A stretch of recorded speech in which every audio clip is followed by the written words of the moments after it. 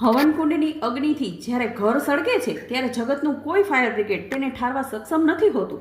છૂટાછેડાની ગાંઠ જ્યારે અકળ થઈને ગૂંચવાઈ જાય છે ત્યારે તેને કાતરથી જ કાપવી પડે છે.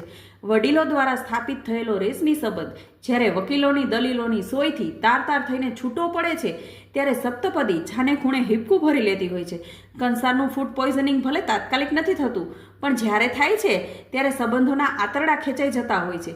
જેટલી ઝડપથી છેડાછેડી બંધાણી હોય એટલી ઝડપથી છૂટાછેડાના કેસ વધી રહ્યા છે.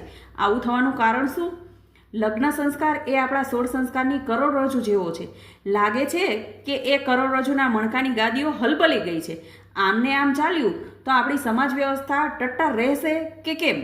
એક સમયે આપણા અભણ વડવાઓ પાસે જીવન નિર્વાહના ટાચા સાધનો હતા, તેમ છતાં પ્રસન્ન દાંપત્ય જીવન હતા. અત્યારે ધૂમધામ સાહેબીની વચ્ચે દાંપત્ય જીવન તો છે, પરંતુ પ્રસન્નતા અદૃશ્ય થતી જાય છે. લગ્ન પરંપરાને લૂણો લાગ્યો છે. ડિવોર્સની ઉદયે કંઈ કેટલાય નવયુગલોના જીવનની કિતાબને એવી રીતે કોતરી ખાધી છે કે એ પુસ્તક પછી કોઈ વાંચતું નથી અને બાળતું પણ નથી. આવું કેમ? સમાજની નરી વાસ્તવિકતાની સાથે જટિલ સમસ્યા પણ છે.